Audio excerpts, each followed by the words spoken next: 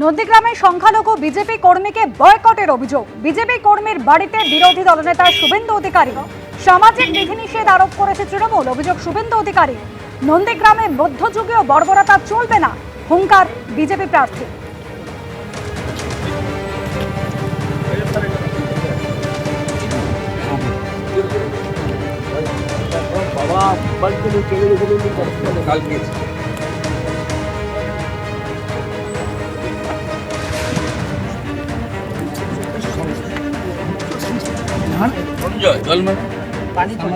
ওদের সিদ্ধান্ত পর্যন্ত আমি ছিলাম। আমাকে যখন জিজ্ঞেস করে দল ছাড়তে হবে, আমি দল ছাড়বো না। আমি পরিষ্কার বলে দিয়েছি, আমার সঙ্গে যারা আছে তাদেরকে আমি আশ্বাস দিয়েছি তোমরা থাকো। আমার কিছু বাধা অনেকে দিয়েছে, বহিষ্কার করা হয়েছে। আমার সাথে যে ঘুরবে তাকেও বহিষ্কার করা হয়েছে। ফর্ম 6 নিয়ে একেবারে চরমে কিন্তু সংঘাত। সিইও দপ্তরের সামনে ধর্ণা কিন্তু চালিয়ে যাচ্ছেন তৃণমূলপন্থী বিএলওরা। একেবারে সকাল থেকে যে কড়া নিরাপত্তার বন্দোবস্ত করা হয়েছে, পুলিশ রয়েছে, কেন্দ্র বাহিনী রয়েছে, গার্ডরেল মোতায়েন করা হয়েছে। আর রাস্তার অপর প্রান্তে তৃণমূলপন্থী বিএলও সংগঠনের সদস্যরা তারা কিন্তু ধর্ণা চালিয়ে যাচ্ছেন। ইতিমধ্যেই ধর্ণা তুলতে ঘটনাস্থলে পুলিশ মোতায়েন রয়েছে।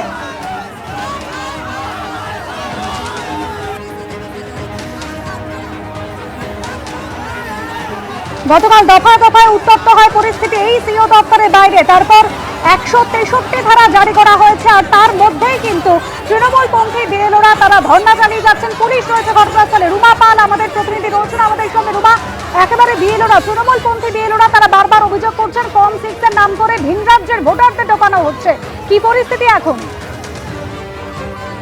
সবথেকে বড় কথা হচ্ছে এখানে কিন্তু একেবারে 163 জারি হয়ে গেছে এবং সেক্ষেত্রে জানিয়ে রাখি যে পুলিশের তরফ থেকে কিন্তু এই যে যারা মঞ্চ করেছে সিও দপ্তরের পিছনের যে গেট রয়েছে এবং সামনের গেটেও দুটি ছোট ছোট মঞ্চ করা হয়েছে, সেখানে কিন্তু উঠে যাওয়ার কথাই বলা হচ্ছে এবং উঠতে বলা হচ্ছে তাদের। এখনো পর্যন্ত কিন্তু আমরা দেখতে পাচ্ছি তারা কিন্তু বসে আছেন। আরও একটা চিত্র দেখিয়ে দেব।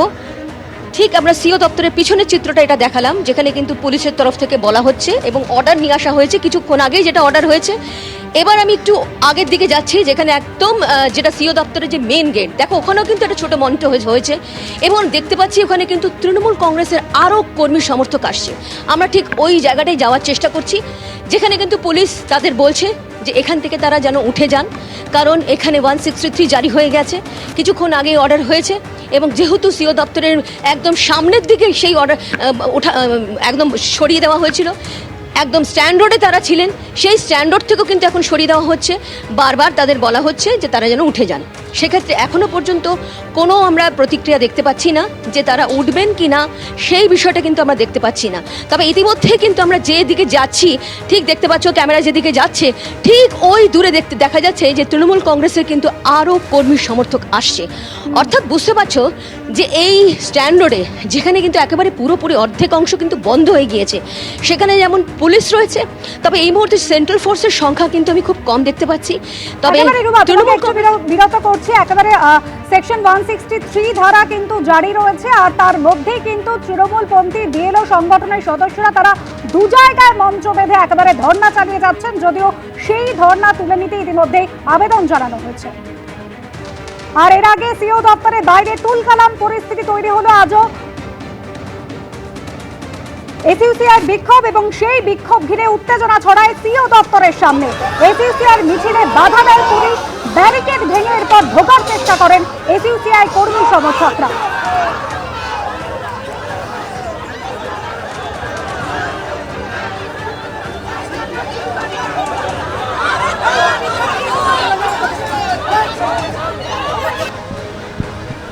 চিন্তা করো।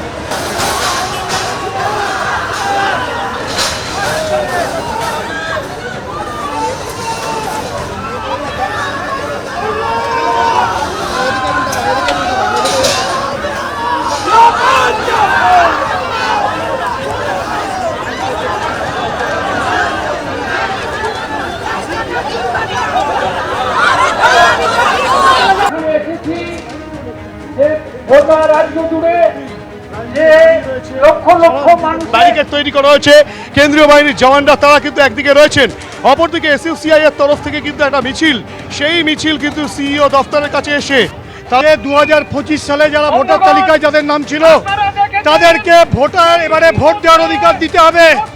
এবং আজকে যে এই যে বৈধ ভোটার তালিকা যারা ছিল তাদেরকে রাতারাতি ডিলিট, এই যে ঘটনাগুলো একটার পর ঘটছে, এর তদন্ত হওয়া দরকার।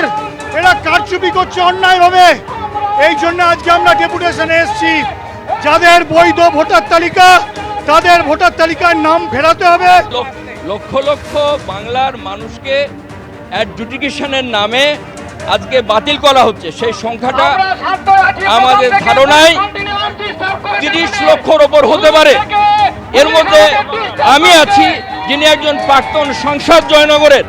এবিপি আনন্দ, এগিয়ে থাকে, এগিয়ে রাখে।